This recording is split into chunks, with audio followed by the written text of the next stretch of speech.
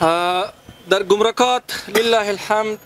ما در همه گمرکات کشور نماینده های این اداره داریم، هم از بخش دوا و هم از بخش مواد غذایی. چیزی که از بیرون از کشور ما به کشور ما شما وارد میشه، چی مواد غذایی باشه، چی ادویه باشه، لوازم طبی باشه و یا مواد خام مربوطه آنها باشد، نمونه گیری میشه و چک فیزیکی در گمرکات میشه. به خاطر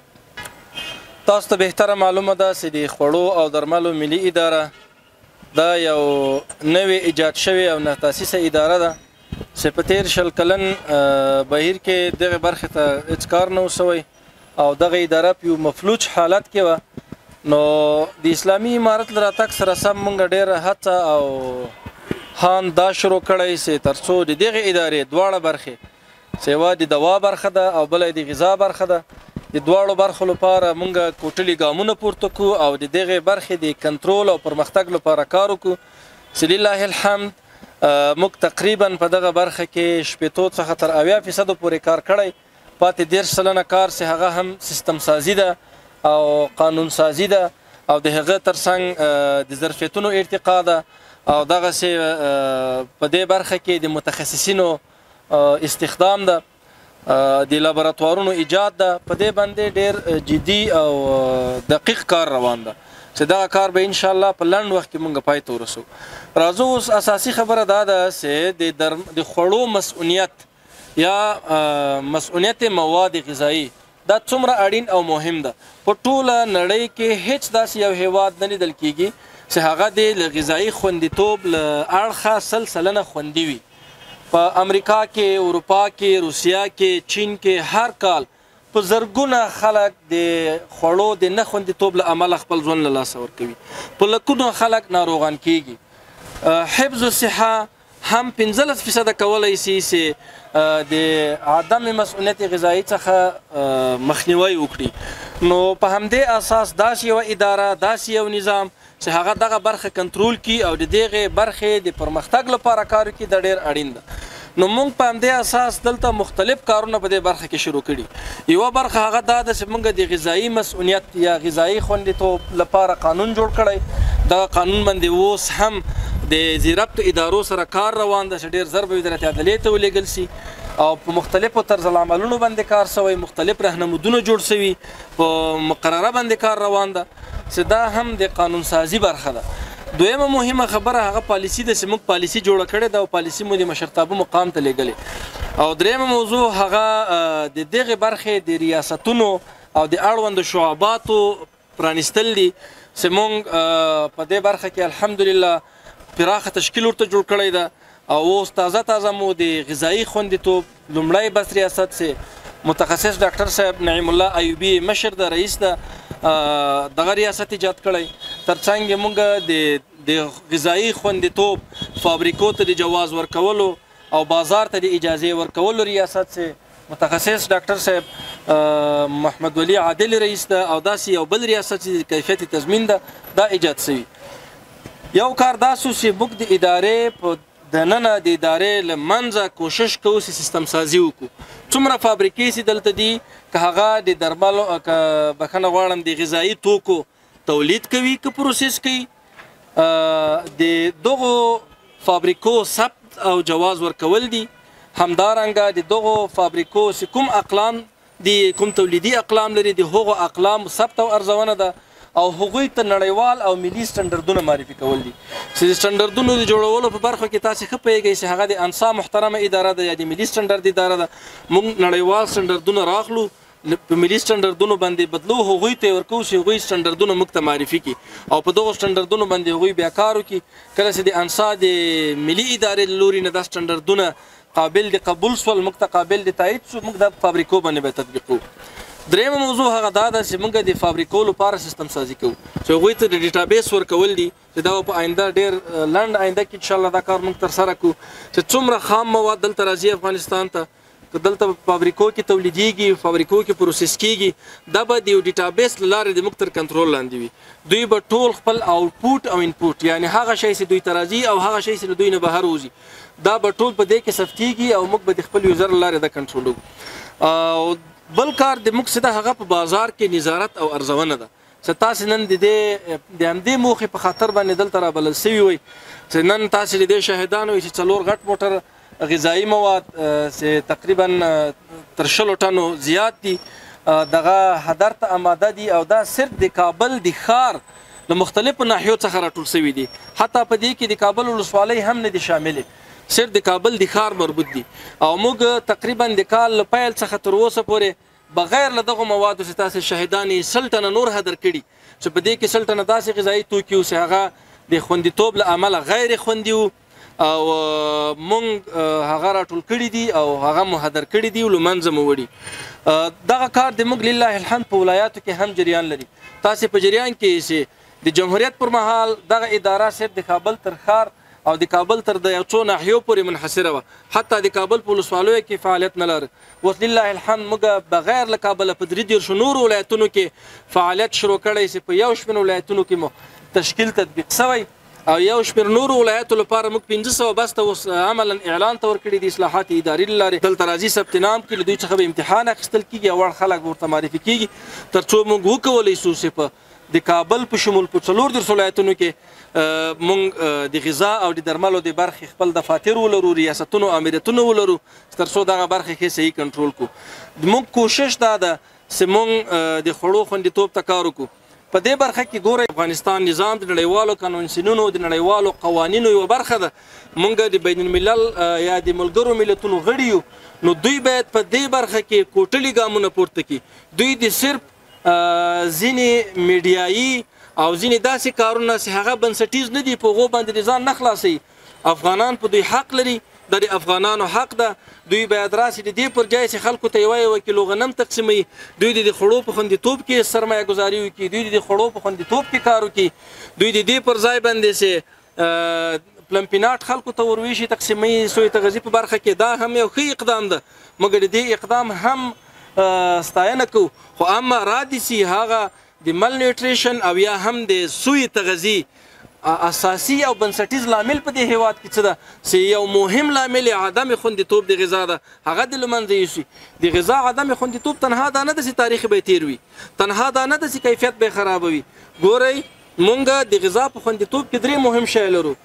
له فزیکي اړخه باید جوړوي غذا چې په هغه کې اجنبي اجسام نه موجود هغه څه بدن ورته اړتیا نه لري لکه خاوره سوله شګه سوله نور اضافي هغه اجسام سول چې هغه بدن ته تاوان رسوي له کیمیاوي اړخه باید غذا مکمله وي چې په هغه کې څومره پروټینونه څومره کاربوهایډریټ څومره شحمیات څومره ویټامینونه منرالونه وي هغه باید پکې موجود وي تر څو دغه غذا یوه کامله غذا وي او استعمالونکی له دغه غذا څخه د بدن ټولو برخو ته کامله استفاده وکړی سي او د سوی تغذیې مخنیوی وسي او له بیولوژیکي اړخه باید د غذا مسؤونه وي چې هغه د بکتریاو میکروبونو وایرسونو فنګسونو څخه باید پاکه وي نو دا هغه برخه ده چې په دې کې نه تنها د خوړو درملو د ملي ادارې دنده ده د روغتیا نړیوال سازمان دغسې هغه یو شمېر نور سازمانونه چې هغه دغلته عملا په افغانستان کې وجود لري او دغلته کار کوي هغوی هم په دې برخه کې باید له موږ سره کومک وکړي موږ ته لاس راکړي تر څو موږ وکولی سو چې افغانان د سوی تغذیې څخه افغانان له هغه وضعیت څخه چې هغوی د عدم مسؤلیت غذا څخه کړیږي دا راوباسو د تعجب خبره دا ده په 13 کلونو کې له دومره ډیرو پیسو سره له دومره ډیرو غټو سرمایو سره له دومره نړیوالو کومکونو سره اقلا دلته دوی تر اوسه د اپیډیمیولوژي یو ارقام نه لري چې موږ د هغه په اساس باندې اوس کار وکړو دوی تر اوسه دلته دا ارقام نه لري چې هر کال په افغانستان کې څومره خلک د خوړو د نه خوندیتوب له امله خپل ژوند له لاسه ورکوي څومره خلک له دې څخه ناروغان کېدل او د خوړو نه خوندیتوب په کومه کچه ده په افغانستان کې دغه ارقام له دوی سره نه موجود دلته موږ ګورو تاسې ګورئ دغه تعمیر دا مخکې د اطلاعات فرهنګ وزارت ودانۍ وه دغه اداره په یو ډېر وړکي کرایي کور کې پرته وه اوس وګورئ لله الحمد موږ تشکیل له 280 نفرو څخه 1300 نفرو ته پورته شوی پر روان کال کې به په زرګونو وي دا تشکیل انشاءالله یعنی دا نظام اسلامي امارات د اسلامي امارات ټول مشران دې ته ژمن دي چې په دغه برخه کې کوټلي ګامونه پورته کړي درمل غذایي توکي تشخیصیه وسایل حتی آرایشي سامانالات چې هغه هم د دې ادارې له مهمو دندو څخه شمیرل کېږي کیفیت باید کنټرول شي چې له هغو څخه مختلف د پوستکي ناروغۍ در ګمرکات لله الحمد ما در همه گمرکات کشور نماینده های این اداره داریم، هم از بخش دوا و هم از بخش مواد غذایی. چیزی که از بیرون از کشور ما به کشور ما شما وارد میشه، چی مواد غذایی باشه، چی ادویه باشه، لوازم طبی باشه و یا مواد خام مربوطه آنها باشد، نمونه گیری میشه و چک فیزیکی در گمرکات میشه. به خاطر اطمینان از کیفیت و به خاطر معلوم کردن کیفیت و مسئولیت آنها به لابراتوارهای مربوطه این اداره نمونه هایشان ارسال می شود و بعد از معلوم شدن کیفیت اگر قابل استفاده بود ما خروجی میتیم به بازار و از طریق ریاست ثبت و راهیابی ما به آنها خروجی داده میشه تا به بازار را پیدا کنه. اگر قابل استفاده نمی بود در همانجا به هدف هدر ضبط میگردد. ما لله الحمد سری دو پلان بسیار کار جدی را شروع کردیم. یکی لابراتوارهای بسیار کلان در 4 زون که مزار است، قندهار است، هرات و ننگرهار. طرحش جور شده به اساس مشارکت عامه و خصوصی. طرح را ما جور کردیم، به ریاست عمومی محترم اداره امور روان کردیم که آنجا یک ریاست داریم به نام ریاست مشارکت عامه و خصوصی یا PPP تا آنها او را مرور کند و ما به زودترین فرصت این طرح به اعلان می سپاریم. و لابراتوارهایی که ما جور میکنیم لابراتوارهایی است که در کشورهای همسایه دیده نشده، با بسیار تکنولوژی بالا، با حتی واکسین ها را میتونیم که ما چک کنیم. حتی ما میتونیم که در این لابراتوارها مواد خام ادویه، مواد خام مواد غذایی، بخش های مختلفی که مانند مایکروبیولوژی، بیوشیمیک و همچنان به خاطر مواد شوینده، به خاطر مواد لوازم آرایشی، حتی به خاطر کیفیت معلوم کردن سیگرت که یک چیز بسیار مهم است، این لابراتوارها این همه بخش ها را در بر میگیرد و به زودترین فرصت به اعلان سپرده خواهد شد و ان شاء الله ما کارشان را انجام خواهد دادیم. و بخش دوم ما جور کردن لابراتوارهای غذایی هستند که تا که این طرح تطبیق میشه اقلا به 1 سال 1.5 سال ضرورت داره، چون تعمیر جور شدن است، وسایل با بسیار معیارات بالاتر که از کشورهای اروپایی و کشورهای آسیایی ضرورت است که ما بیاریم و با وقت ضرورت داره. تا آن وقت که این لابراتوارها جور میشه ما فی الحال تقریبا 1 هفته میشه که 36 میلیون افغانی را به خاطر 4 لابراتوار مواد غذایی که لابراتوار قندهار هرات است، لابراتوار مزار است، ننگرهار است و خوست است. در این 4 ولایات ما انشالله در طول 3 ماه آینده با اینها را افتتاح خواهیم کرد و این لابراتوارها را ما خواهیم جور کردیم که این لابراتوارها ظرفیتش الحمدلله بالاست. همه مواد غذایی، چی مواد خام مواد غذایی باشه، چی مواد پخته باشه، میتونه که در این لابراتوارها چک شود، تست شود و با اساس نتیجه آنها به بازار برشان خروجی داده شود. و ما یک لابراتوار دیگه که یک لابراتوار بسیار پیشرفته و مکمل دیجیتالایز یا مکمل با سیستم برقی عیار است در ولایت قندهار تقریبا 5 ماه پیش افتتاح کردیم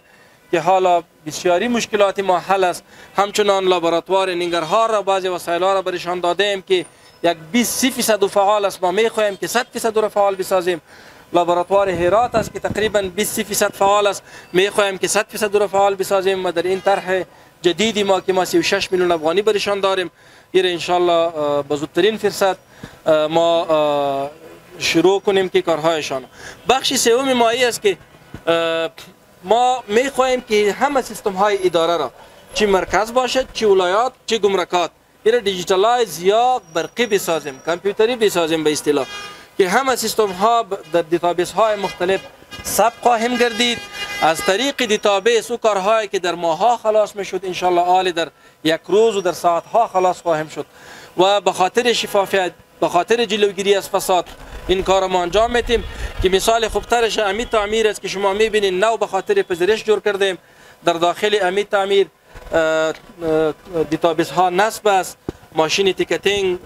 ساوند یا سیستم صدا و همچنان سیستم های مختلف تکنولوژی جدید اینجا نصب شده که مراجعین به اینجا میآید و از اینجا همه کارهایشان ان شاء الله خلاص میشه. این سیستم ما شاید در 1 هفته آینده افتتاح خواهیم کردیم و شما را باز انشالله دعوت میدیم. ادویه را هدر کردیم و تقریبا در طول 6 ماه گذشته ما بیشتر از 100 تن دوای کم کیفیت و غیر قانونی را جمع‌آوری کردیم که بعضی آنها هدر شده و بعضی آنها هدر نشده تا هنوز او را هدر خواهیم کردیم. به خاطر کنترل کیفیت شما خودتان میفهمین ما سیستم را از صفر شروع کردیم. اینجوری یک سیستم وجود نداشت که ما به اساس قانون یا به اساس پیشبرد کارهای آنها پیش میرفتیم. ما کار را از صفر شروع کردیم. یک کشوری که 40 میلیون یا بیشتر از 40 میلیون نفوس داره، 34 ولایت داره و بیشتر از 380 ولسوالی داره، کنترل همچون کشور با جغرافیای بسیار کلان ممکن نیست که تا یک سال یک و نیم سال 100% کنترل شود و نه این دعوا را ما کرده میتونیم که بگوییم که ما همه سیستم ها را 100% کنترل کردیم. اما این مژده را به شما میتیم که لله الحمد ما 60 تا 70% کنترل را به میان آوردیم. تا 6 ماه گذشته به صدها دواخانه و عمده‌فروشی ها مسدود گردیده از طریق این اداره به خاطر قیمت فروشی ها و به خاطر فروش ادویه کم کیفیت و قاچاق. در گمرکات شما میبینین که ما در هر گمرک نماینده خود داریم. هیچ کس نمیتونه که داروی کم کیفیت را وارد کشور کنه. اما این را میپذیریم که قاچاق هنوز هم جریان داره. از راههای مختلف قاچاق میشه. در موتر سبزی، در موتر سمید، در موتر کالاهای مختلف تجارتی داروی قاچاق تیر میشه که وزارت محترم مالیه هم در این بخش کوشش خود میکنه که تیم‌های گمرکی آنها بتوانند این قاچاق کشف کنند و ما هم کوشش خود میکنیم. اما کوشش ما همی است که ما از طریق همین سیستم که دیجیتالایزیشن است، حتی کمپانی های خارجی که دوا را به افغانستان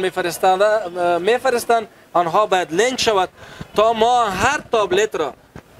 در هر جای تعقیب کنیم. یک نفر میره یک کانتینر دوا را میاره، امی زنجیره که از فابریکه تولیدی الا دهان مریض که میرسه ما سیستمی را جور میکنیم که این کلش تحت تعقیب ما باشد و تحت نظارت ما باشد و انشالله به خاطر امین ملحوظ ما کار میکنیم. طرز العمل جدید رجیستریشن کمپانی های خارجی را ما جور کردیم که با اساس آنها ما همه اقلام داروی خارجی، ادویه خارجی را ثبت میکنیم. قبلا دوای خارجی ثبت نمیشد، کمپانی ثبت میشد، هر کس میرفت یا قاچاق یا غیر قاچاق دوا را می آورد و بدون کنترل بود. حالا ما با اساس طرز العمل یا راهنمود جدید رجیستریشن کمپانی های خارجی هر قلم وارداتی را ما ثبت میکنیم. وقتی که ثبت شد برای ما معلوم میشه که یک قلم در یک سال چقدر وارد کشور شده، در کجا توزیع صورت گرفته، در کدام دواخانه ها، کدام دبرشی ها، به کدام شفاخانه ها، تا ما بتوانیم از هر نقطه کیفیت آنها با خبر باشیم. از طریق مایک های شما، از طریق تلویزیون ها و رادیو های محترم برشان بسیار به احترام و ادب اطلاع میتیم که برادران، دوستان عزیز، شما از این کشور هستین، دلتان به این مردم بسوزانید. مردم ما بسیار غریب است. از قاچاق ادویه و مواد غذایی دست بگیرین، این کارها را انجام ندین. داروی و دوای غذای به کیفیت را وارد کشور نکنین، چون این این کار شما سبب اخلال سیستم صحی میشه، سبب کاهش امراض، ازدیاد امراض گوناگون میشه و سبب بحران اقتصادی میشه. اگر ما حالا بحث سر موضوع حیاتی و اقتصادی را بکنیم شاید وقت زیاد ضایع شود، از این میگذاریم. و فقط اینقدر به شما میگیم که شما اطاعت این نظام را بکنین. چیزی که شورای محترم اقتصادی، کمیسیون محترم اقتصادی که در رأسش الحاج ملاصع برادر اخوند حفظه الله وجود دارد، آنها به شما که کدام امر کرده، کدام طرز العمل های را که به خاطر جلوگیری از قاچاق در آنجا تصویب گردیده آنها را تعقیب کنین، با اساس آنها، با اساس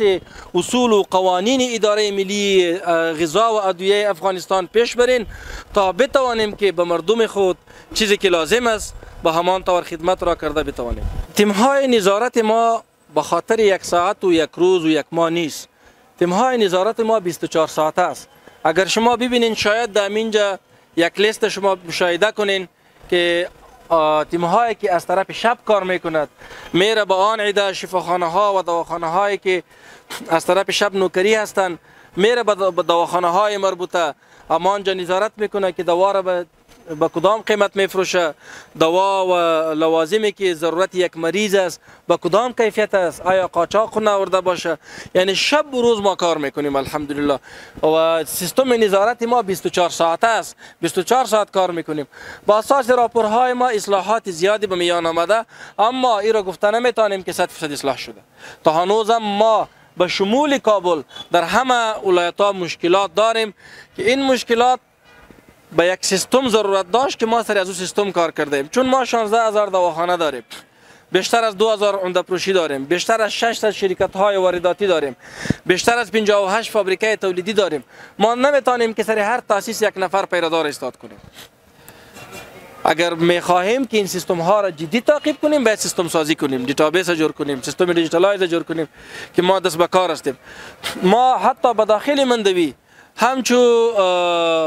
تولید غذایی غیر قانونی را گیر کردیم. شب 12 بجه 1 بجه ما رفتیم، خود ما با ارگان های امنیتی مربوطه رفتیم، در آنجا دیدیم که شربت بوره را جور میکنه، مواد کیمیایی مختلف هم را یکجا میکنه، در بیرون به نام اصل میپروشه، به نام مربا میپروشه و تاپه ها و لوگوهای کمپانی های خارجی را سرش میچسبونه. حالا الحمدلله از همچو کارها زیاد ما جلوگیری کردیم. ما در همه افغانستان فابریکای نمک را ارزیابی کردیم، 58 فابریکای نمک داشتیم که این امر کمیسیون اقتصادی بوده و یک هیئت مختلط ادارات مختلف بوده که شما شاید خبر داشته باشین که یک هفته پیش در شورای اقتصادی تصمیم گرفته شد که بعدا ما به هیچ نمک وارداتی اجازه نمیدیم، چون ضرورت نمک در افغانستان 160 تن به نمک خوراکی ما ضرورت داریم سالانه و جمله با نمک صنعتی که در صنعت استفاده میشه، جمع نمک خوراکی 300 تن ما سالانه استفاده ضرورت داریم. اما تولید داخلی ما، معدنهای ما، وزارت محترم معادن و پترولیم میتونه که برای ما در یک سال 500 تن نمک خام برای ما بده که تا در فابریکای را اصلاح کنیم. یعنی این یک کار، یک امر خوبی بود. شما ببینین فابریکاتی که ما دیدیم و هیئت ما او را بررسی کرده، باور کنین که خاک برای ما شما پروسس میکرد. به اساس تحقیقات ما در طی 20 سال گذشته و در طی دو سال گذشته هر فرد این کشور در 24 ساعت با نمک 1 گرم خاک میخورد، با نمک 1 گرم خاک میخورد. ما حالا او سیستم ها را بند کردیم و کوشش میکنیم که همه سیستم ها را همچو جور کنیم تا مردم ما، اقتصاد مردم ما، صحت مردم ما متضرر نشود.